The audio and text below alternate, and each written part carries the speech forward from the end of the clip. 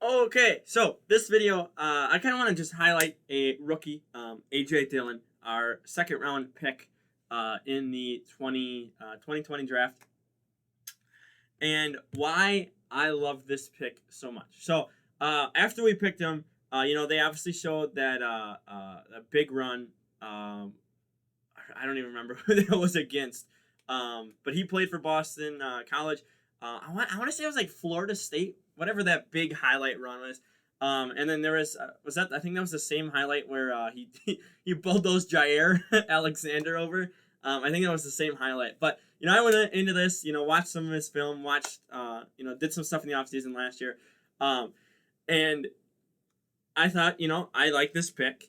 And then I saw him week one against Minnesota when he had two rushing attempts against Minnesota.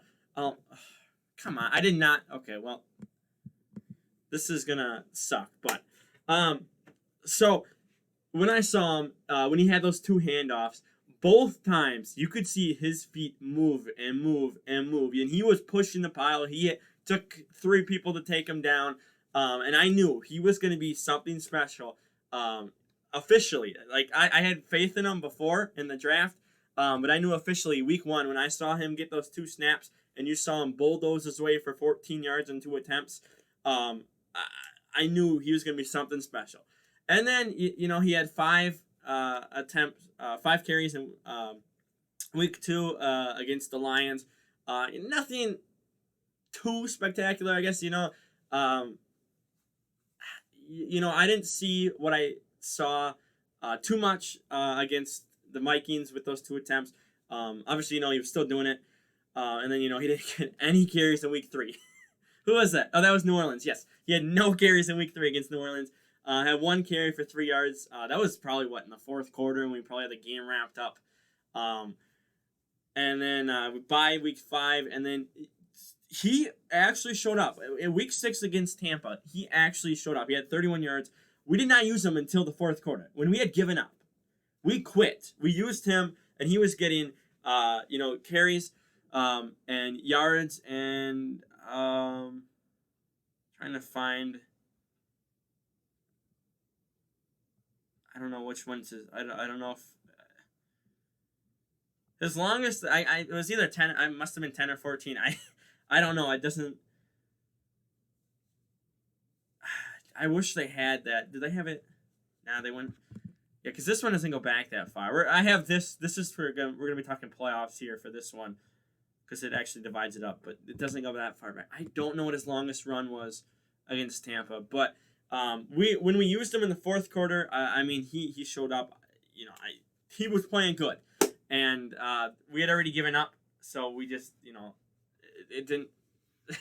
People didn't really take notice to it, but if you actually watch those snaps in the fourth quarter, again, for a rookie, I think he was doing fine. He was doing well. 31 carries off 5 attempts when we had given up in the fourth quarter is pretty good. So then Houston, we used them only 5 times against Houston for 11 yards. That one's a really kind of forgettable game because that was more so, just a bounce back game after that loss to Tampa. So, it was just, we used them for probably. Yeah, up until Carolina, we didn't really use him. He had COVID from week 9 to week 13. He had COVID, and then he was active here, but we just didn't use him against the Lions. Both Lions game, he has not played against the Lions at all. All right, but he had COVID in between weeks 8 and 14. So I have a feeling we probably would use them more. He would have been useful for the Colts game, honestly, which was in between here. But we can't do anything about COVID. He had a quarantine, out for a couple of weeks. He was actually, I think, out for it was over a month. And I don't know if he got hurt, like if he was practicing at home and got hurt or what. I don't know. I don't know why he was out for an hour for a month and a half, basically. I remember him going out for COVID, but I don't remember. Like, it should not take a month and a half. So he must have actually had like severe symptoms or something. I don't know. But Anyway, we didn't use him against Detroit. Surprisingly, we used him once against Carolina. God, I don't want these stats.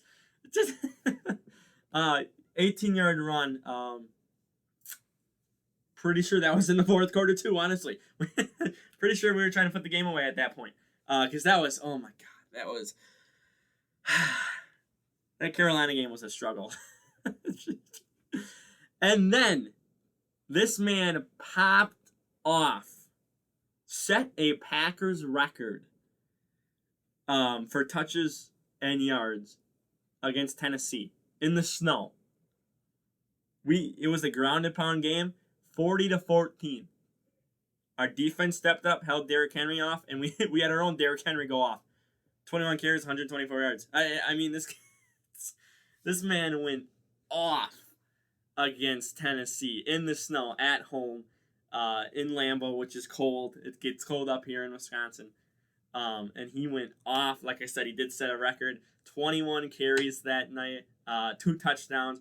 I think this one has it, right? Yeah, his longest was a 30-yarder. That was a 118-yarder. But his longest was that 30-yard touchdown. I think, was that the second touchdown, I think? So, I mean, this man showed up, and I think Matt LaFleur and that offensive staff, I don't know if they had a ton of faith in him before, early in the season. And again, like I said, COVID kicked in, and he had to stay away. So, could this have happened earlier? Possibly, if COVID was not around. But the fact that this happened, then we used them once against Chicago. But I mean, Chicago, it was more so throw the ball, try to get up 14, and then we were ground and pound. I think Aaron Jones had a pretty decent game that day against Chicago. So we didn't really use them. Again, this is probably fourth quarter stat, 1 yard, 1 carry for 3 yards.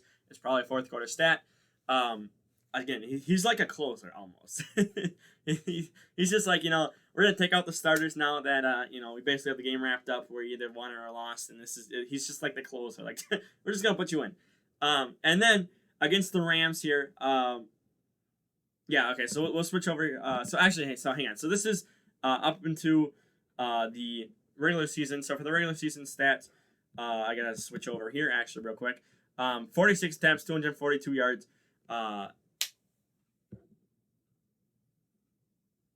That is not right. I guess they don't factor in.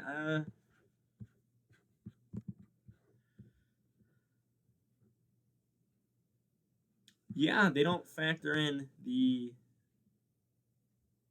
playoffs for some reason. Okay, well, okay, I don't know what to say about that. But he had 242 regular season yards off of 46 carries, averaging 5.3. That's pretty good. 2 touchdowns again came against the Titans, and his longest was 30 yards, which was against the Titans too. And then passing yards at 21 on 2 receptions. That's pretty good. Averaging 10.5. Longest was 16. That's pretty good. He can be used as a dual weapon basically. And then we didn't use him a ton in the playoffs, so he had 6 carries for 27 yards against the Rams in the divisional round, and then only 3 carries for 17 yards against Tampa in the NFC Championship game. So, again, we're not using him a ton because Aaron Jones. We had Aaron Jones. It looks like we're not going to be re-signing him. We might. I literally don't know what to think about that. I'm not going to speculate on that because, we may not. We may. He is getting offered contracts and he's not taking them, or he doesn't like them, or, the Packers don't like the money he wants or whatever. So there's a lot of talks, and he has a new agent. So, but I think, if you give this guy more carries, I think he can really be a Derrick Henry type of runner. And, he can just be basically a starter along with Jamal Williams, who basically last year Jamal Williams was our red zone guy. I think next year, if Aaron Jones is gone, AJ Dillon's going to be our red zone guy, and Jamal Williams is going to get the big carries in the middle of the field. Is my thinking. It could be the other way around. I mean, you never know. Because again, he could be Derrick Henry and just run all over the field. So, I can't wait to see what he does later, in his career, next year, if he pops off and goes for like 500, 600, 700 second year. I'm going to say this is a really good pick. I will always defend this pick. I love this pick. I think, again, he showed what he can do. It's just a matter of, do the coaches want to use him? And, when we had A.J. Dillon, Aaron Jones, and Jamal Williams in the backfield, I mean, you have a three-headed dragon, basically. You have a Hydra. With not as many heads. But, he gets, more so these short yardage gains, which, again, this is why, I mean, a lot of them, fourth quarter, but, some of them, like, this was probably for a first down to end the game, honestly. This was probably for a first down to end the game. These were probably for the first down to end the game. So, it's just, end of the game, he's kind of, the relief hitter. And you just put him out there, and he's just going to get you that yardage which you need, and game over. But he can be used, again, this game shows it. Oops. Right here. God, okay, I'm not going to highlight it. But you know what I mean. This game, it's just, he showed that he can be used. He can be, good for the games, like in the weather. So I'm going to go ahead and wrap it up here. I'll probably be talking more about this guy later on, but I always will love this pick. Great pick. And I can't wait to see what next year holds for him. Again, if he goes off next year, I'm going to be celebrating. So for now, I'm going to go ahead and sign out. Like the video, share the video around, don't forget to subscribe. And we'll be back with more. I got Super Bowl stuff coming up next week. More. We'll do probably another skit next week. There'll be other stuff coming out next week. So I'm going to get out of here. Peace.